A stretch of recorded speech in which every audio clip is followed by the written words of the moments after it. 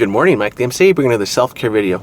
Today I'm going to share with you number 141 of the Catechism. Very similar to 140, this idea of a nourish, fulfilling the leader, the plan.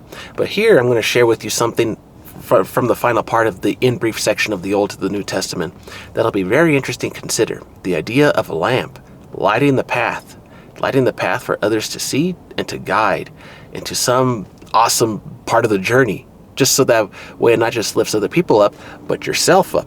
When you lift that torch up, see how it guides you in times of trouble and how it can help you bring peace back to people who need that certainty in a time of darkness. So before I jump further into the topic, let me share with you number 141 of the Catechism. It states the following: the Church has always venerated the divine scriptures as she venerated the body of the Lord. Both nourish and govern the whole Christian life. Your word is a lamp to my feet and a light to my path. Right, the church and the scriptures are working together with the body of Christ, the word of the Lord, right? The lamp and the feet, right? An example I can share with you is from science here. Okay, the birds will land on the hippo or some rhino, whatever, when the rhino's in the water. And maybe the bird or the rhino and the hippo are not helping the bird directly.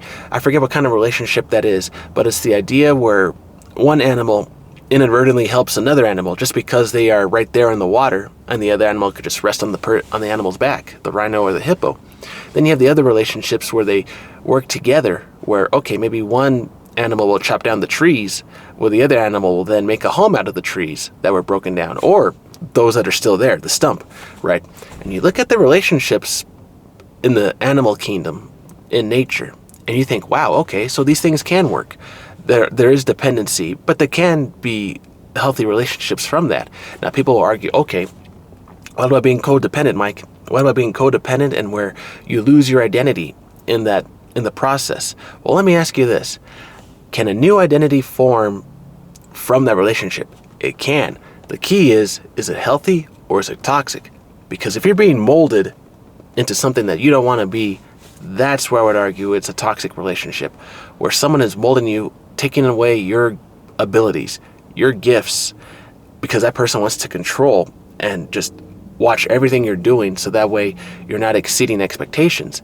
And maybe the expectations from your partner are so low that you wish they were higher. And so maybe you need to have that conversation with you and your partner to where you can say, hey, I know I can go for this job. I know I can do this, but you're holding me back in the sense that, hey, you want me to take care of this and that, but by doing that, I lose our opportunity for our family, for our relationship to flourish. And if we're going to be awesome, you got to allow me to be great too, just as much as I allow you to be great. And see, those kind of conversations are important, but they allow both people, the whole family, right, however big the relationship is among the people, friendships, to flourish. People have to be willing to allow their gifts to flourish for the sake of the goal, for the team.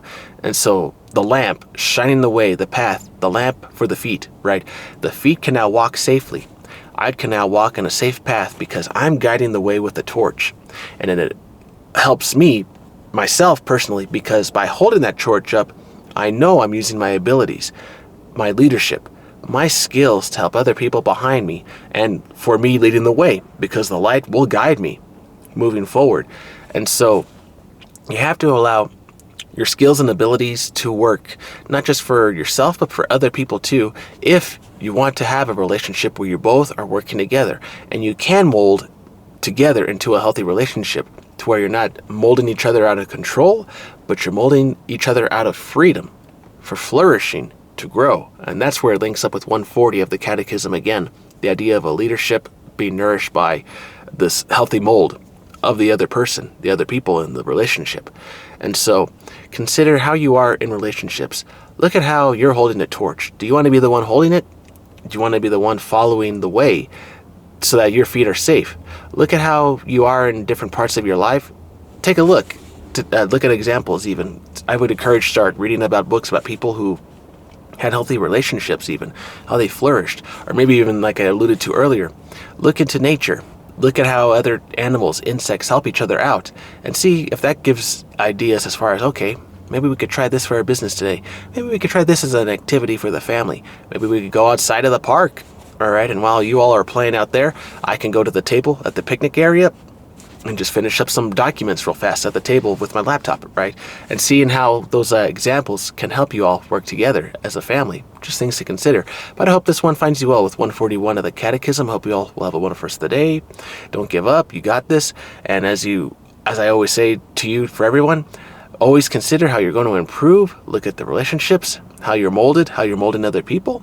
Be considerate and have those conversations to help each other flourish and grow. All right, everyone. Hope this video finds you well. Take care. Have a good one.